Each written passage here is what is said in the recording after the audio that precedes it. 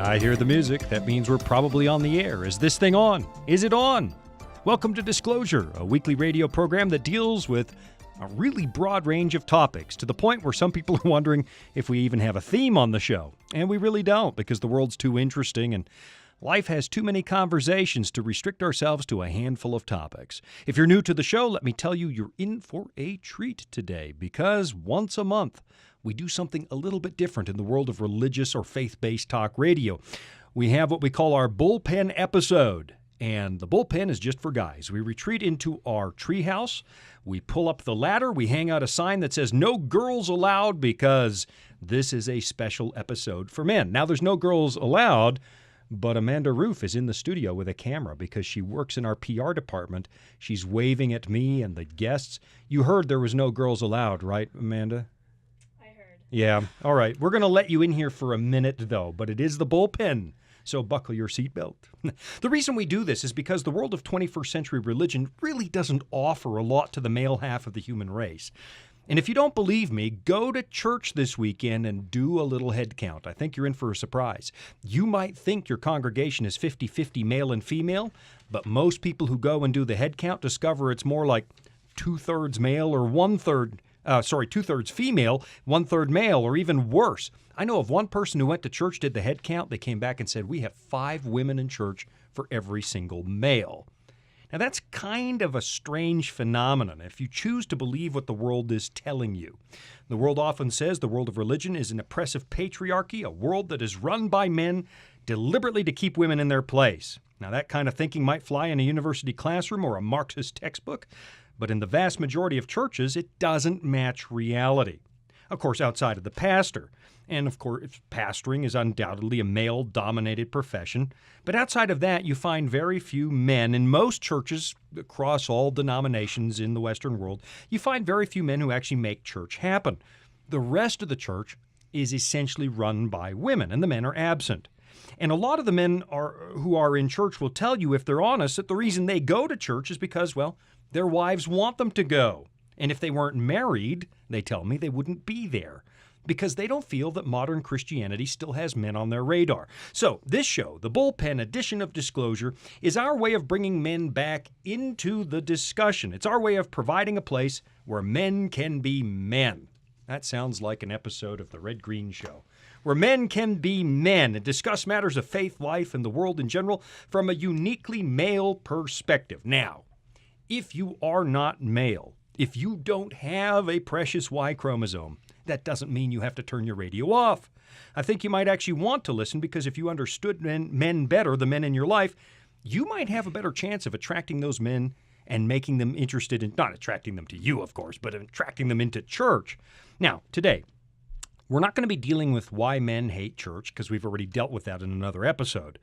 And given the magnitude of that subject, I bet I come back to it at some point in the future. But today we're going to be dealing with an issue that has been kind of bubbling under the surface of Western society since the 1960s and has really come to the forefront in the last few years. That's the matter of what is being called, and I quote, toxic masculinity.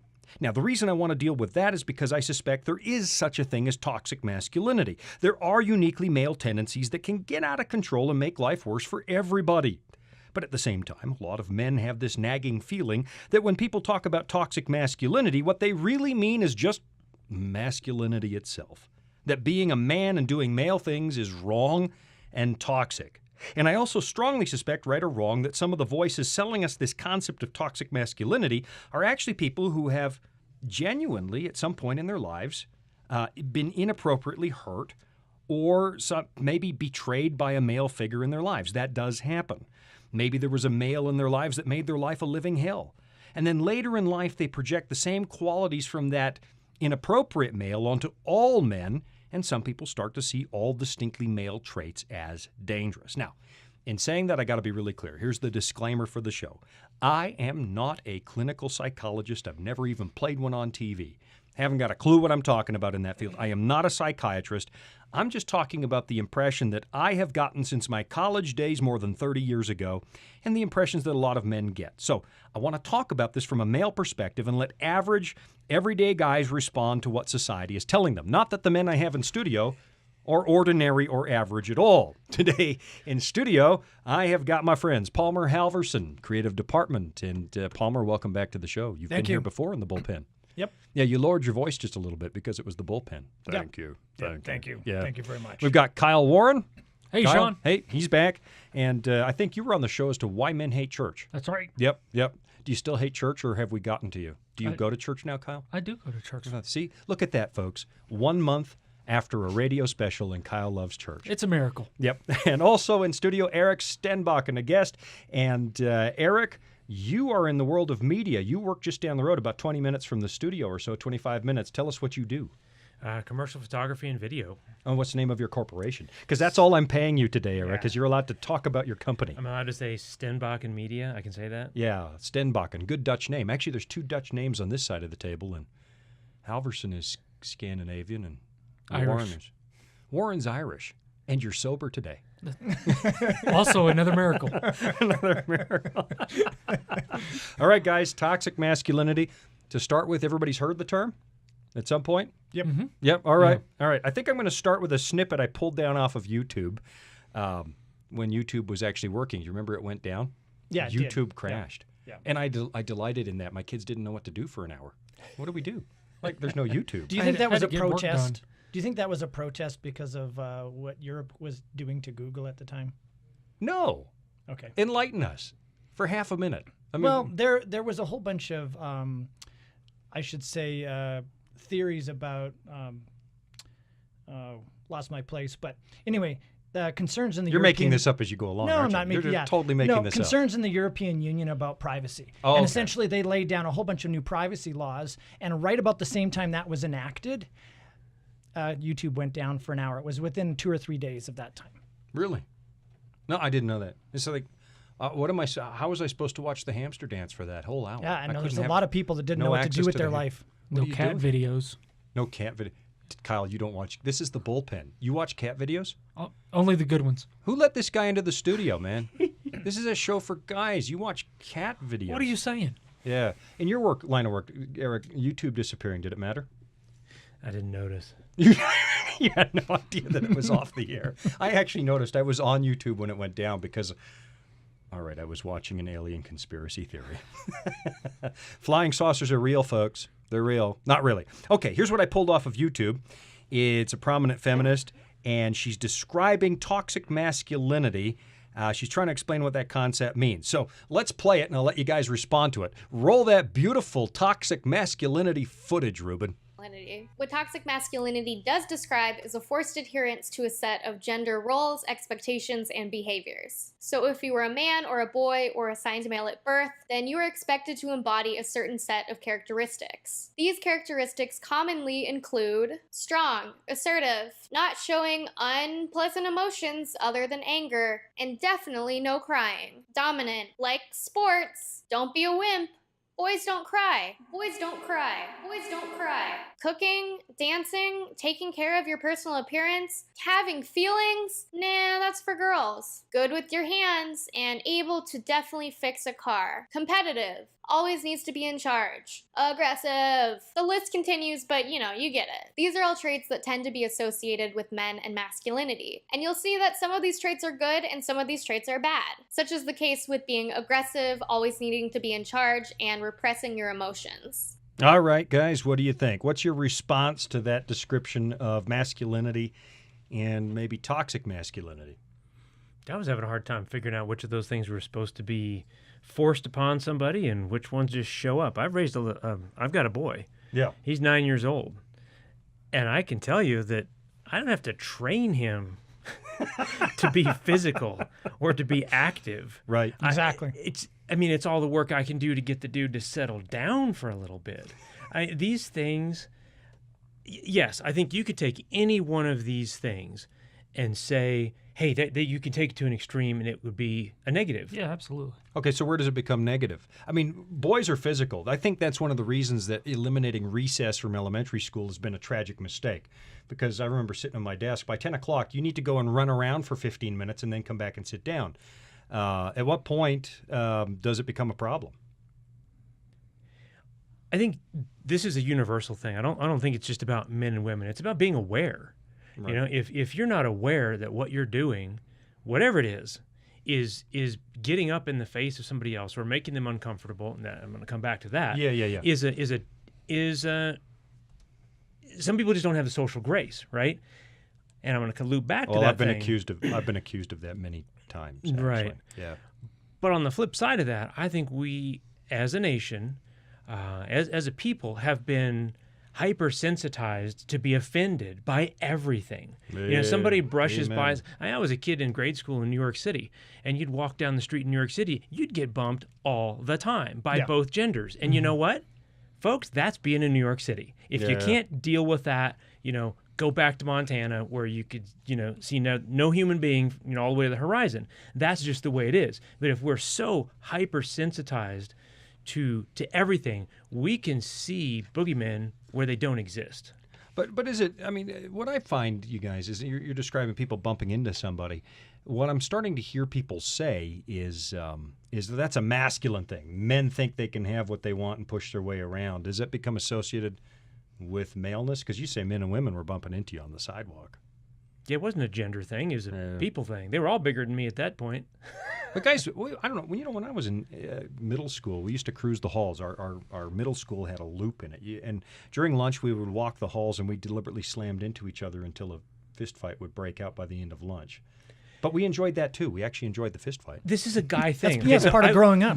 So I was photographing at a boarding school. Right. That's what I do. I photograph a lot of higher education stuff. So I'm in the girls' dorm, and we've got 2 girls, and I'm in there with the appropriate chaperones and all this other jazz, making the marketing pictures that I do. So you got the girls, they're laying on their bunk beds and they're reading the books, and one of this conversation starts. They say, well, what do you think about so-and-so? Do you think he likes me? I don't know. They're talking about this stuff. And they said, now get this, they said, I wonder what those boys are doing right now. I wonder if they're talking about us. Well, as fate we are. As fate would have it, I went to the guys' dorm just after that.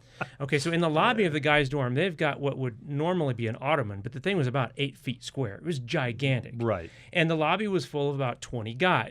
Interestingly, one of the guys who these girls were wondering, I wonder if he's talking about me. No.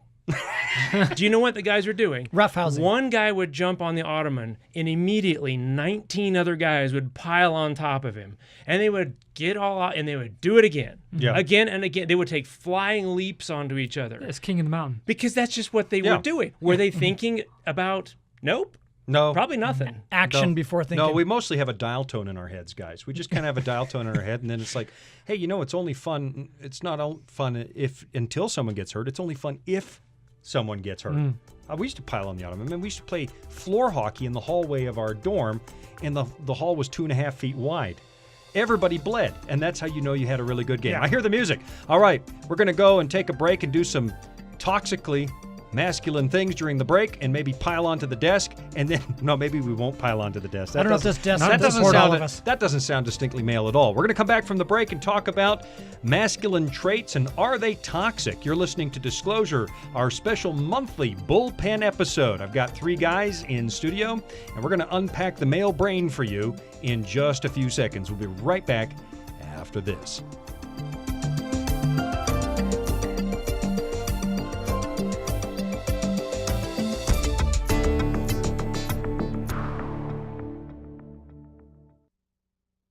Are you searching for answers to life's toughest questions?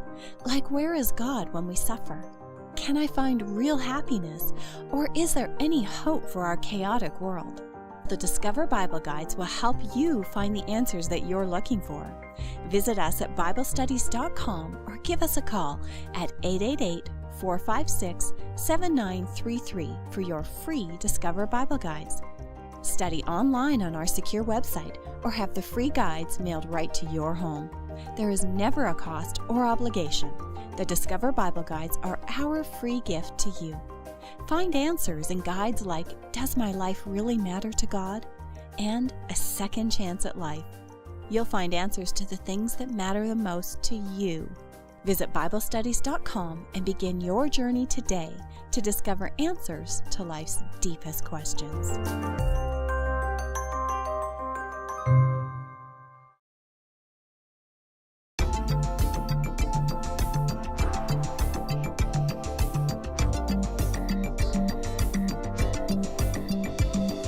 And there it is. They're telling me my microphone is live, so we got to quit jumping around on the ottoman, as Eric was talking about before the break, and playing floor hockey under the desk. It is time to be serious.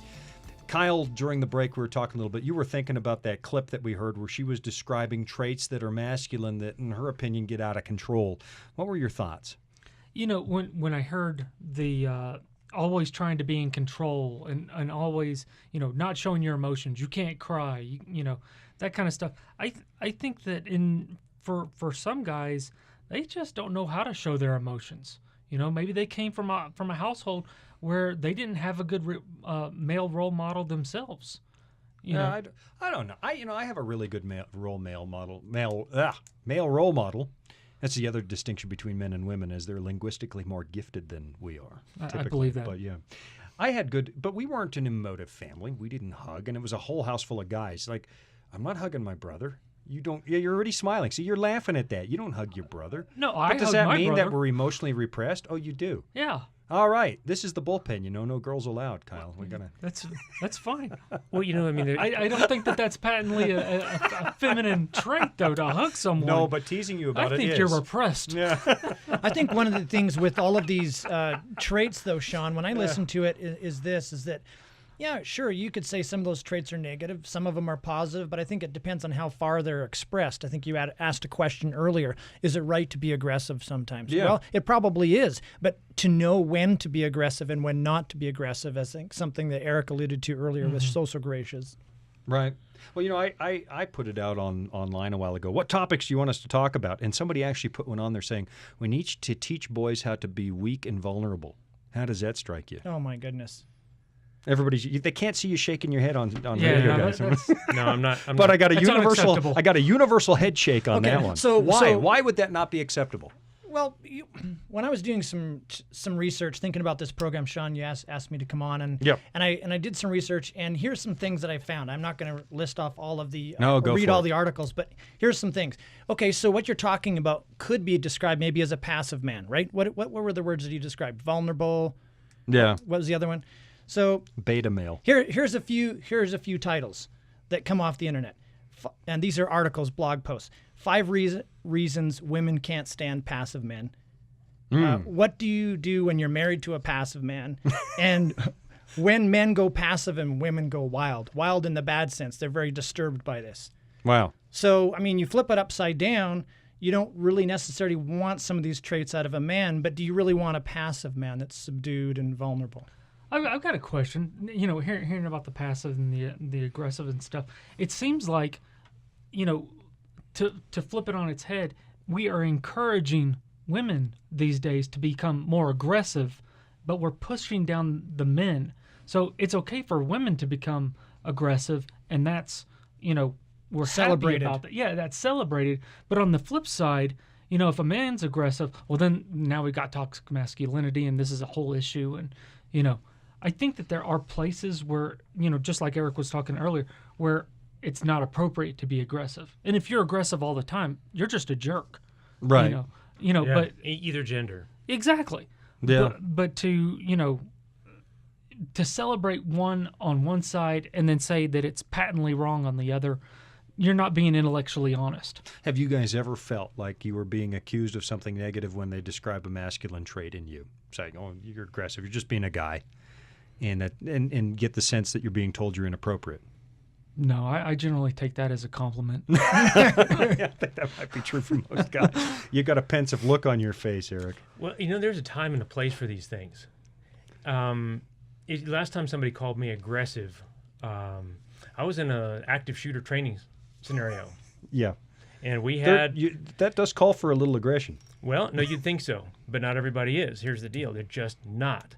And the stage was, we had 4 people in a room, and our active shooter was breaking in through the door. Right. And he came in, and we were like, what are we supposed to do? And some people threw pillows. One guy stood back in the corner and watched the whole thing. And about 3 seconds later, I didn't even realize what had happened. Our guide said, okay, it's over, stop. Well, it turns out I was on top of the guy. Oh, cool. I had both hands on the gun, and my knee was in his head. Oh, like that's awesome. I had him pinned on the floor. and there was a young woman across the way. She said, oh, my goodness, you really kind of got in there on that guy. He didn't even realize it. In a situation like that, do you want somebody who's going to throw pillows and feel emotional in the corner? No, I'm serious. I mean, seriously, I think that's good. There is a time and a place to get on right. it. So you don't think when an active shooter comes through the door that we probably shouldn't have a workshop to see how we feel about it before we respond? Get out the milk and cookies. Let's talk about our feelings. Yeah. But I think this goes back to some of the God designed gender roles. I mean, I was again doing some research for this, looking up stuff. Now you're asking for complaint. Address your complaint letters. Okay, to there you go. Box 999, Loveland, Colorado, care of Palmer Helps. Yeah, send them to Palmer. But I think you can see biblical examples of God designing men to protect, provide, and defend. Right. And I think for example, let me read this text, Nehemiah 4:14. Be not ye afraid of them, remember the Lord, which is great and terrible, and fight for your brethren, your sons, and your daughters, your wives, and your houses. I mean, that's being a protector. And when I was reading that text, I thought to myself, have I seen any biblical examples of women being commanded to fight? Women were told to be strong, but were they called to arms and to fight? I'm not sure. Only but when I think the men didn't stand up. Exactly. And so I think that there's this God-designed role that you're there to protect and to provide, and some of that is sacrificially. You know what's funny to me? When you read that passage, it rings a bell inside of me. It's like, I'm in. I'm on. Be strong, defend the family. Absolutely. I would absolutely go guerrilla. Somebody comes in and my family's at home. I don't even think I'd think about it. And then going a little bit further in the biblical discussion, God talks about the widows and the fatherless, and there's another whole group that He has to step in and be the provider. But with an earthly father or a parent, that is expected to be the provider. And maybe this seems old school, but it's biblical. Yeah, I would tend to agree with that. In that clip, she referenced boys don't cry as something negative we do to boys. Is that a negative thing, boys don't cry? I think if people, well, let's stick with boys, if they can't express their emotions in a healthy way, that can be unhealthy. But does it have to be crying? I mean, really, there's if somebody's frustrated, and I think that's one of the things that I've come to see is the difference between a child and an adult. And not everybody gets older, but not everybody gets to be an adult. is learning to deal with frustration, anger, and hurt in healthy ways. Right. Right? Is it if you feel like you've just got to hit something to get your emotion out? That's not always going to work for you. I used to have a chair in college, Eric. Careful now. I had a chair that was my kick chair. Well, I was 18, and I'd come home, and I'd kick that thing across. I broke my foot once on it, but I'd kick the chair. Yeah. No, but it's an inanimate object there, so that's a little bit better. Well, my point is that I think it is unhealthy to not know how to express your emotions. Absolutely. Does it have to be crying? Does it have to be every time you see flowers, you get all misty-eyed? And no, I don't think so, because I don't think that's called for everybody. Not everybody responds. Look, I've known some women who were very strong, very female. Can't say that I ever saw them cry once. Right. I mean, who said that this is a gender thing that okay, girls, you get all the tears, and guys, you don't. And if you get a couple, then that makes you defective somehow. Yeah. Less of a man.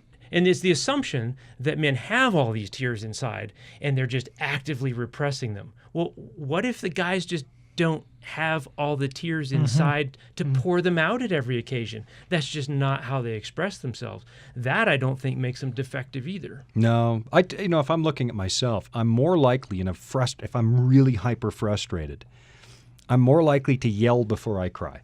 I'm more likely to yell before I cry, and that's instinctual. It's not that I've never cried, although I will state for the record to my daughters on the air, I have never cried at an episode of Little House on the Prairie. It was totally dusty in the room.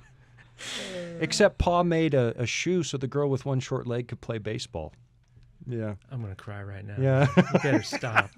What can we find? I think from Jesus as a role model in the Bible when it comes to masculinity, whatever we would describe. I mean, you can see examples of him being extremely vulnerable, crying when Lazarus died. He did. He wept openly. Yeah, to being very aggressive in the temple when he needed to be.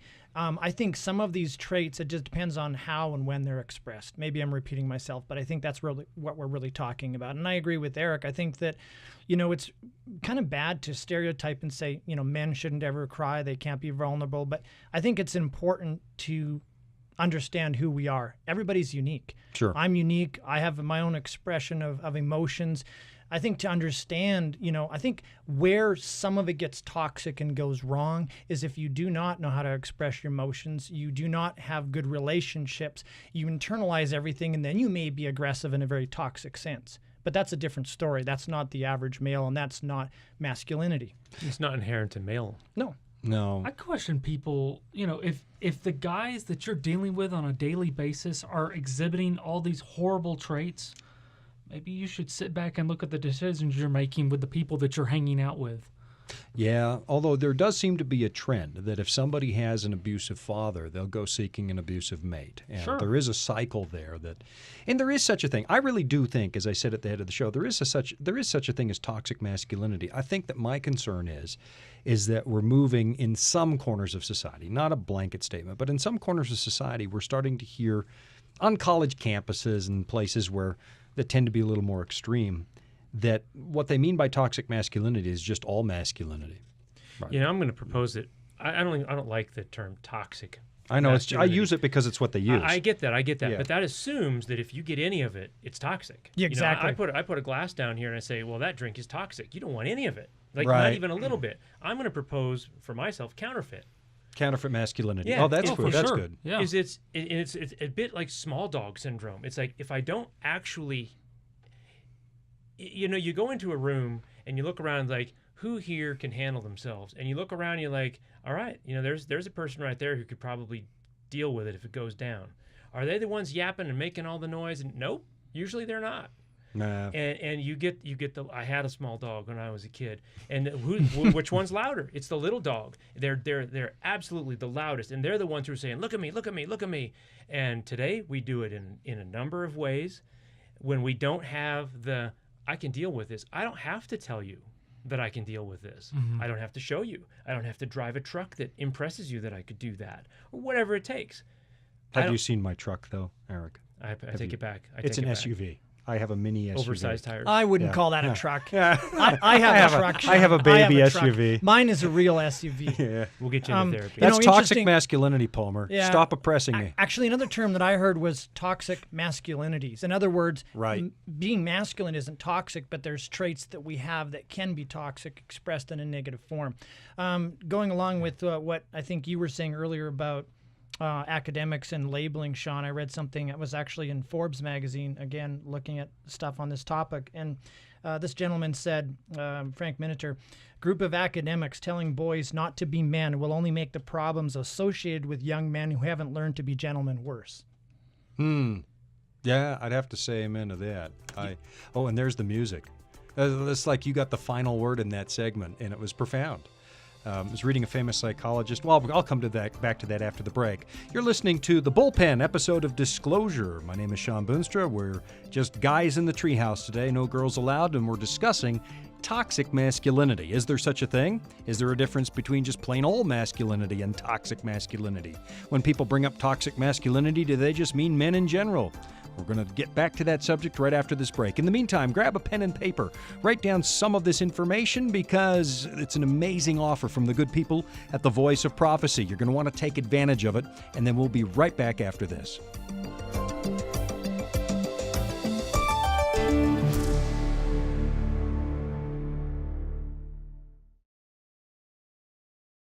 Disclosure is just one of the programs brought to you by the Voice of Prophecy, like the audio adventure program Discovery Mountain. Discovery Mountain is a weekly Bible-based program for kids of all ages and backgrounds. Your family will enjoy faith-building stories with Jake Donovan, Mr. Simon, and others in this small mountain town. Each summer, campers visit Discovery Mountain, where they sing songs, learn about God, and reenact a Bible story with the help of drama teachers Miss Wendy and Miss Tamra. With 24 full episodes every year and programming every week, your family will have something uplifting to listen to every week. Listen to episodes on demand and watch video features from Director Doug at discoverymountain.com or on your favorite podcast platform. That's discoverymountain.com.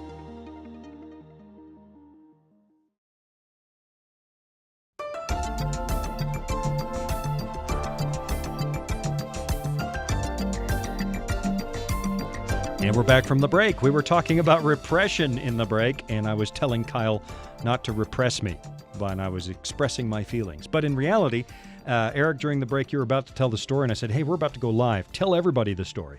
Yeah, I was on a backcountry ski trip, and there was a single mom, and she and I got to talking, and she had a son, I don't know, 3, maybe 5 years old or so, and she was very, very, very concerned that he was expressing some negative traits. She said, he'll get a stick and he'll pretend it's a gun. And I'm really worried about him. And I said, well, here's the thing. If you're concerned he'll turn out to be a mass murderer because he's playing, he won't. Don't worry about that. I said, but I promise you this. If you take away the stick, he will chew his toast into the shape of a gun. Or a Pop-Tart. Or you name it. Yeah. Get the oven mitt. That's just like, and I know you didn't train him to be this way. Guess what? He is this way. Yeah. And if you don't let him play it out and work it out and deal with it in healthy ways, you can't bury this. It is part of your boy, and it will come out somewhere sometime. You say that, and when I was a kid, there was this movement, don't let boys play these war games and that kind of thing. And we were sponsoring, I'm old enough that we were sponsoring families coming from Vietnam in those days. And everybody was worried, let's not have any war games or guns or any of that stuff. And these kids that had just come out of the war zone, what do they want to play? War games. And it seems to be universal, and it doesn't matter. And I think there's a role for those games for young men. I think taking that away from them is a tragic mistake. There's a psychologist in Toronto that made an observation. He said, the boys used to skateboard outside my window at the university, and they'd get up on the railings and they'd skid across the concrete, and then they started putting these barriers in there. They put these metal bars to stop them, and they stopped it. He said, you don't understand. You don't understand the role of play. Boys, when they learn what danger is and where the limits are when they're young, become responsible men. But if you take that away from them, if they live their lives on an Xbox in the basement, they don't become grown-up men, and their masculinity is inappropriate. They search for counterfeits because they've never experienced danger. They've never, driven a little too fast. They never shot a gun. They never. The point's well made, though, that if we don't experience these things, men will seek it. Yes, we will. They will absolutely seek it. Well, it goes back to, I think, again, God designed role to be a protector. The facts are, how are you going to learn to be a protector? You've got to test and you've got to play. You're not going to all of a sudden, when you're 40 years old and a man and never done any of that, all of a sudden be able to jump into risk. It's not real. You have to go through these exercises and the games that potentially are considered negative or maybe even dangerous. Maybe there's some risk involved, but you're learning through them. Yeah. Yeah, absolutely. Hey, I pulled some stuff off the internet. I put it in front of you guys. I'll read you some statements. These are examples of what people call toxic masculinity. I thought I'd read some of them and let you respond. And then eventually what we're going to do is go to the Bible, and you've already done that some, Palmer, and we're going to talk about what does the Bible define as masculine virtues. But this is what is described. These are the attitudes described as being held by toxic males. And so I'll let you respond to them. Here's one. Interactions between men and women always have to be competitive and not cooperative. Interactions between men and women always have to be competitive and not cooperative. That's a toxic male way of thinking. Respond. I don't know when I can't remember the last time I was competitive, with a woman. I'd like to know in what place this has, because it's kind of, if I'm sitting here being competitive with you, then it's like I'm trying to prove something to you. Right. Small dog. Yeah. And I just don't, it's just kind of like, well, this is who I am. I think that's the part that got me by surprise. When I read that statement, I thought, wait a minute. I never feel competitive with women. I don't. Now, Other with guys? other guys? Yeah. Oh, yeah. No. If we bring Eric, it on. Fun. You guys, if you and I pull up to a stoplight at the same time and we make eye contact, you're you going know down. what's going down. Yeah. Right. But it doesn't work the other way. I don't know. I don't know where they're pulling this stuff from. but I don't feel competitive. That one really didn't ring a bell for me. No. Apparently, we're not toxic.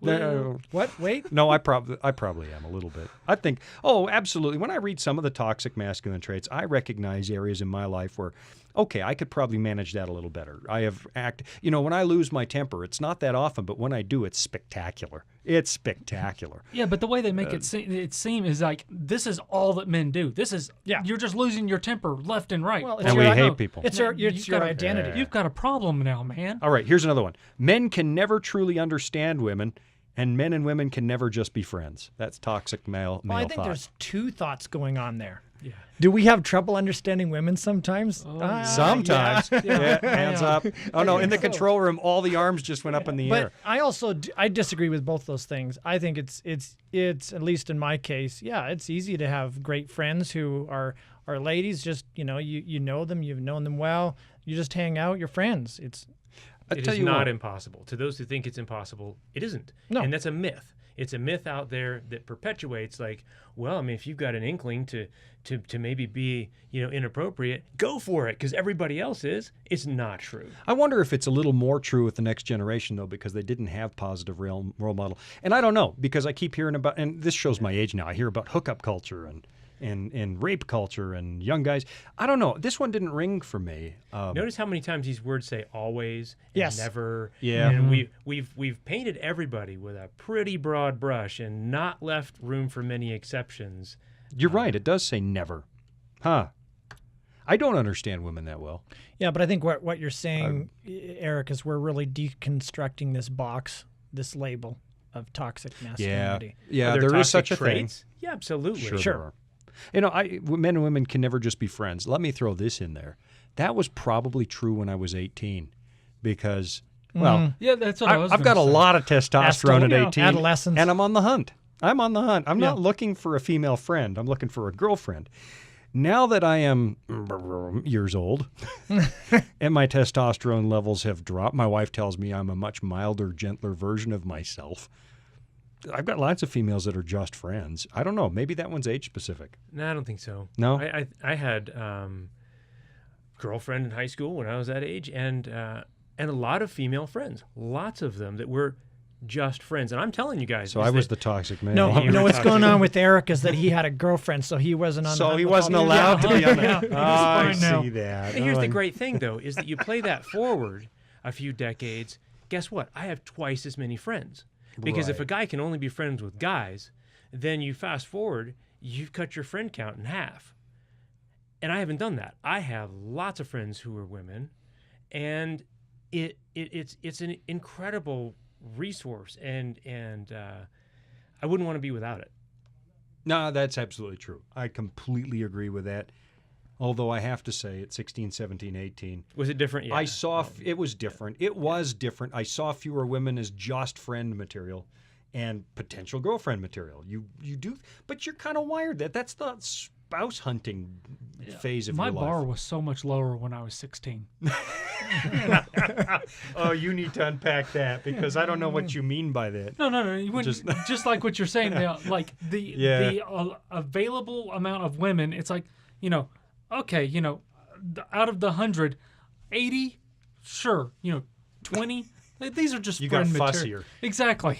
I think you needed was this sounds you just needed pheromones. No, I know what this conversation is heading towards. I think I may be the first person to say it on this show, but today.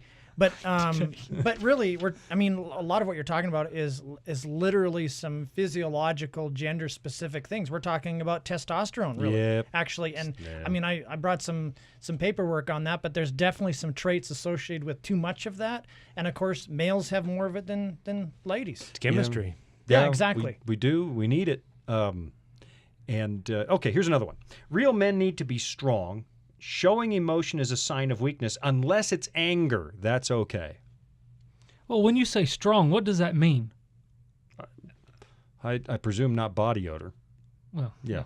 Although most men are kind of strong that way too. But yeah. No, but men need to be strong. I guess resolute. I pulled this off this website describing toxic masculinity.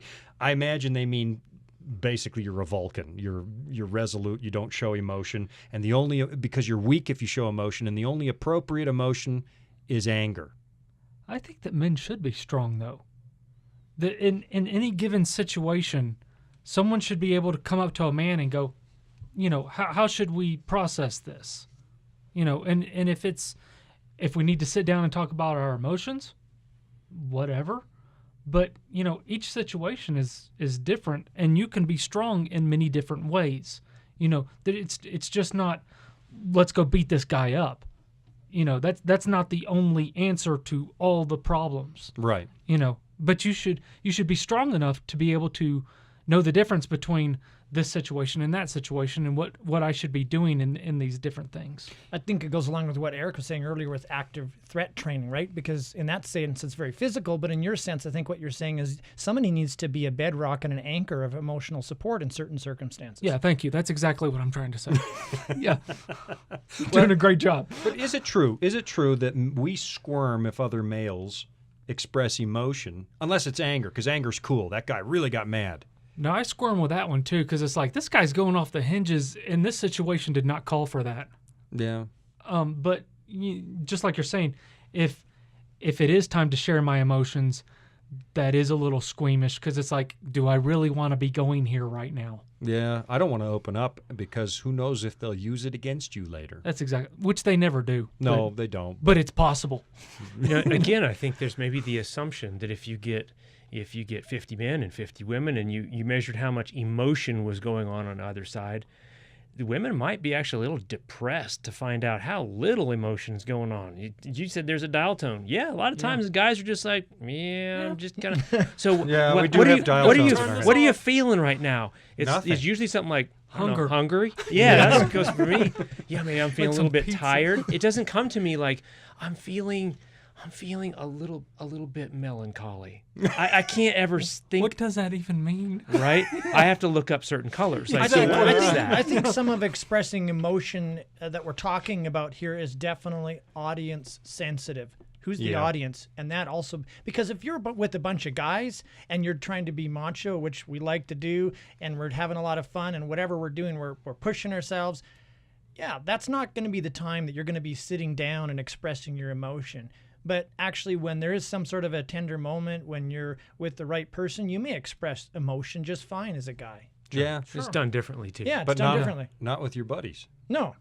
It's not something you're going to do with your buddies. That's the exception. It depends on the situation. Exactly. How many of us have been with our significant others, and they had to coach us?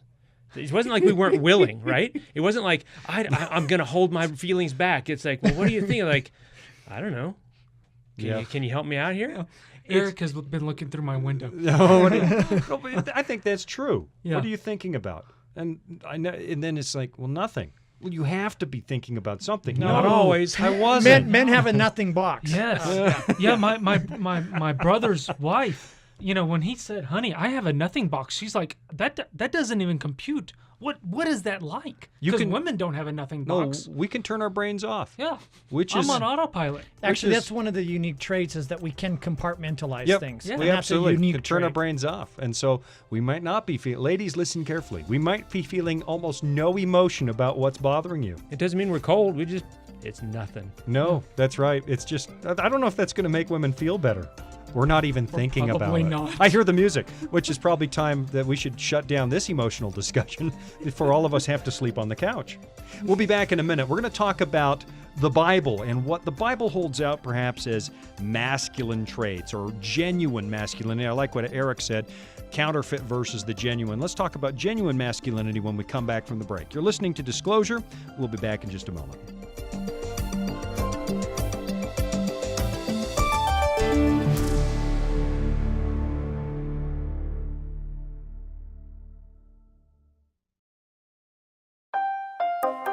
Are you searching for answers to life's toughest questions like, where is God when we suffer? Can I find real happiness? Or is there any hope for our chaotic world? The Discover Bible Guides will help you find the answers you're looking for. Visit us at BibleStudies.com or give us a call at 888-456-7933 for your free Discover Bible Guides. Study online on our secure website or have the free guides mailed right to your home. There is never a cost or obligation. The Discover Bible Guides are our free gift to you. Find answers in guides like Does My Life Really Matter to God? And A Second Chance at Life. You'll find answers to the things that matter most to you in each of the 26 Discover Bible Guides. Visit BibleStudies.com and begin your journey today to discover answers to life's deepest questions.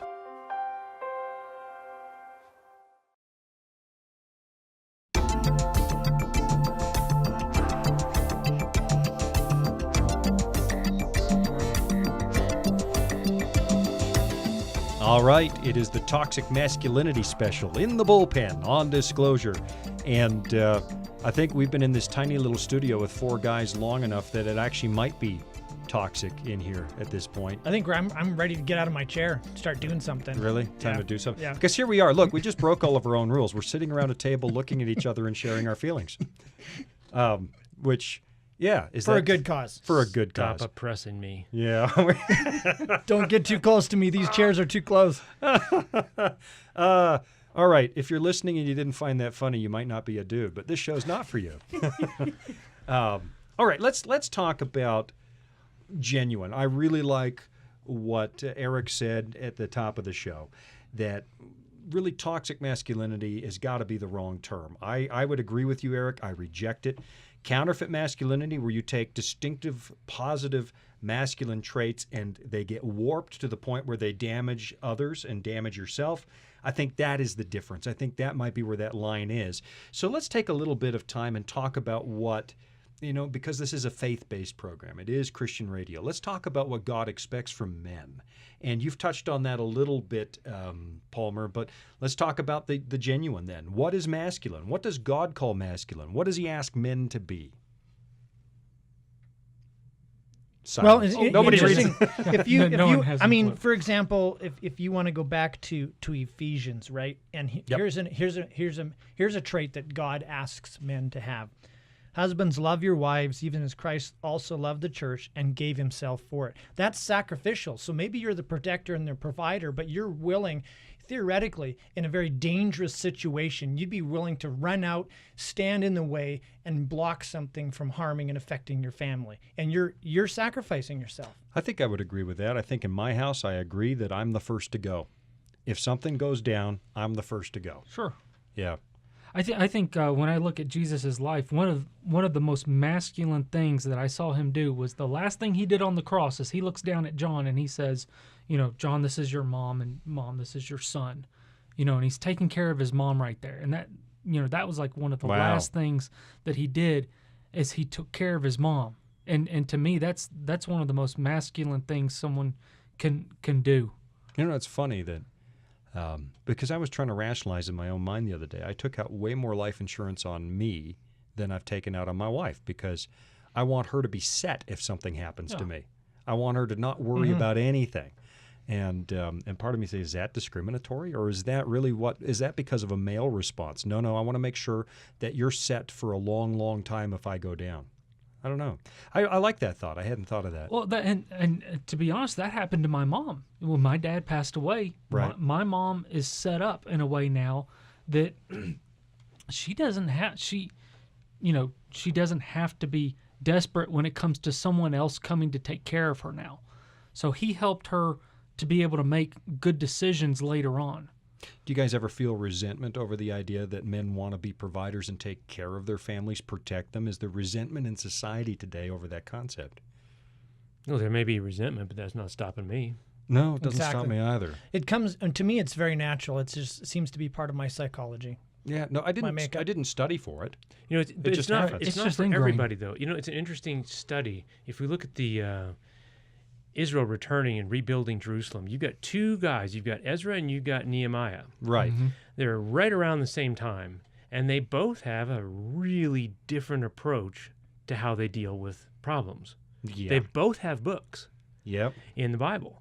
And as my dad would point out, it's like, poor Ezra, he's like, you guys are killing me. You're walking away from God, and he's pulling out the hair of his own beard. He's just like, you guys are hurting my feelings, Mm-hmm. And Nehemiah goes, you do that again, I'm going to pull your beard out. And they both have a very different approach. Right. And no doubt there were people in that situation that needed some of one or the other. Right. and I think timing is a thing in this too. You look at Moses, being what is a man? Okay, he had been trained to be the next Pharaoh, essentially, is my understanding. Sure. So he's got military training. I mean, if anybody could sword fight, if that was a thing they did, he's at it. He's good. He's a planner, right? So he starts his rescue, and he's going to do it. I can do this. I can handle this. I'm a man. I got this. And it was a fail. It was a real fail because that wasn't what was asked for at that time. God said, nope, you got some learning to do. And he went out in the desert. 40 years later, he's humble. He's like, I'm ready to do whatever. And was that the end of it? Was it always take off your shoes? No. Sometimes later as they're going into the promised land, it's get out your sword. Same guy. Right. Different times in his life, different situations in his life called for different actions. And I think if we just look and say this action's always bad or this action is always good, we're going to be absolutely wrong most of the time. Yeah, good point. You get a guy Joshua moving in, it's like sometimes you send out the choir, sometimes you strap on your sword, sometimes you do this, sometimes you march around the building 7 times. I think that stopping when you could just jump into action, stopping and saying, God, what is it for me now?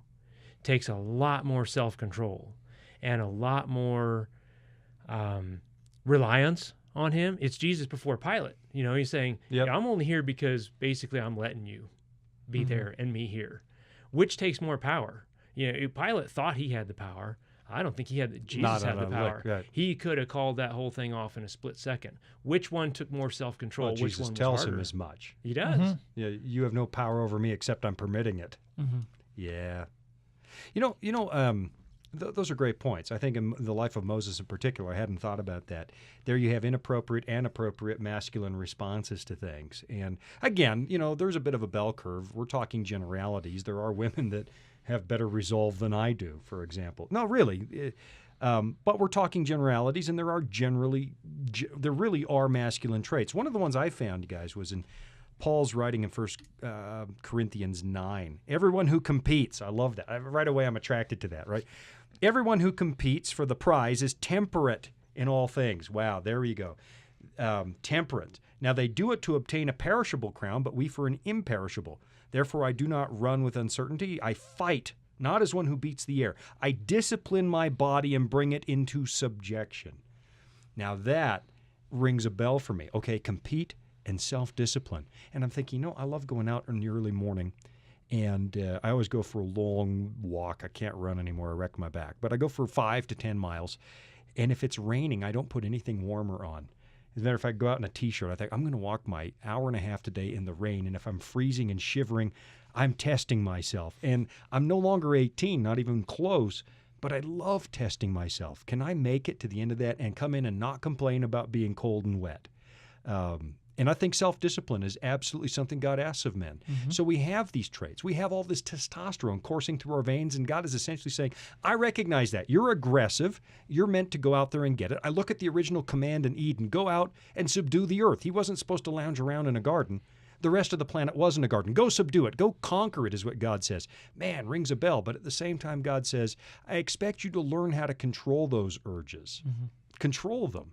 Intemperance is a battle of a lifetime, although as your testosterone drops after 45, I've discovered it's much easier. Not that it's gone. I just want everyone to know I'm still a manly man. Not looking forward to that. What else does God expect of a man? Sometimes to put himself into danger. You've got the story of Lot being captured. And he just wasn't a runaway who packed a sandwich, and went headed down. He was taken by men of war. And Abraham, he didn't sit around and wring his hands and figure out, oh gosh, what do we do? It's interesting, he took, I believe it was 300 trained men. Now it's interesting, you don't train 300 men for war between when you get the news and you say, hey guys, let's go. Unless you're Sparta. In the movies. Yeah. So that's a true story, man. He goes 300? That's a true story. Leonidas in the pass against 10,000 Persians? Well, yeah, I'm not addressing for that the record. One. Yeah, okay. Go ahead. This is a different 300. They didn't get trained in that moment. So Abraham's men were trained for war. Right. And he goes out and he puts himself in danger for the sake of these other people. And he does it. I mean, he brings them back to where he's supposed to be. And there's an interesting quote that an author of a favorite author of mine had to say. He said, in doing so, Abraham showed that righteousness is not cowardice. And sometimes I think we've gotten to associate, like, passivity and just folding your hands and just being a wallflower. That's where it's at. And it's not where it's at. You look through the Bible here, and God uses people to get things done. Now, it's not always violent or oppressive or all these other things. It's not. The ones who got some of the most amazing things done were consistently waiting on God's leading and doing what he asked them to do. What I find interesting about that is that we know in North America today, churches that attract more men are churches that spell out goals, and the goals are a little beyond what's possible. And those churches are full of men. But the passive churches that are talking about, okay, we want to be nice and kind and nurture each other, they're dropping men like flies. They don't show up. And I think there is something about that. There's a little danger is exciting to a man, and holy danger. I think there is something to what you're saying. God expects that of us. Yeah, we're called to take down the gates of hell. That's not a passive thing. No. Right? You don't do that with a joystick and a HD console. I mean, you go out and take down. That is active. Yeah. That is an active thing that you do, and who's going to do it? Yeah, well, you know what? It still rings a bell for me, though. When you describe it, and I think as a lot of men are listening, you describe it, it's like, yeah, I'm in. You want to attract men to church, give them something to do and make it almost impossible. Let them prove that it can be done, and I think you'll get men to the church. Another one that I'm looking at, I know we only have a couple of minutes left, is I found some stuff, loyalty, honor, fair play. 2 Timothy, you must therefore endure hardship as a good soldier of Christ. And he is not crowned if he does not compete according to the rules, Paul writes. In other words, honor matters to a man. Fair play honors to... you want guys to bond. Don't put them in a group where they look at each other and share their feelings like we're doing right now in the studio. Let them go out there and prove themselves with each other, and you get a bond of friendship there that is unbreakable and you get honor between men. You get honor, fair play, that kind of thing. Yeah, I think taking risk too is big on that, because kind of like what you're saying. If you put a really big goal out there, there's a lot of risk on the table, and there, guys are wired to want to get that reward too. With a lot of risk, there's a lot of reward. Yeah, man, it almost sounds like you're inviting us to take Bullpen on location and do something. Well, I think we ought to actually mount microphones and cameras. I discovered you can go to the Army surplus site and buy a Humvee for $8,000. And we could mount cameras in there, and we could do this show climbing something. I'm in. I'm in, too. We don't even need to buy a Humvee. We'll just take Palmer's car. We'll take Paul. Do you have a nickname for your truck? Because every man nicknames a truck. That's where we get tenders with our cars. It's my truck. We named it Big Tread. Yeah. Oh, Big Tread, because the dead truck was Big Red. Big Red, yeah, but Big Tread, yeah, my kids wanted it to sound similar, and it has 35-inch tires, so... Isn't it amazing that we do speak of our vehicles in loving terms? That's the one time where we get weak and sentimental in the knees and talk about her as a she, and I love her, and there's the music. Before I can start weeping on the air, they're going to run the music. Guys, thanks for coming into studio and discussing your toxic masculinities. And the difference. There really is a valid masculinity, folks. God just calls men to be men, and there's nothing wrong with that. If you've been told there's something wrong with being a man and we're the biggest problem in society, come on around to VOP. Start taking Bible studies. You'll see God has something for you to do, and he designed you this way for a purpose. Can you use it inappropriately? Sure. But there's a right way to do it, and a God who's calling you not to be weak, but to be a man and to do it his way. Thanks for joining us here on The Bullpen. Thanks, guys, for joining me in studio. Until next time, we'll see you again.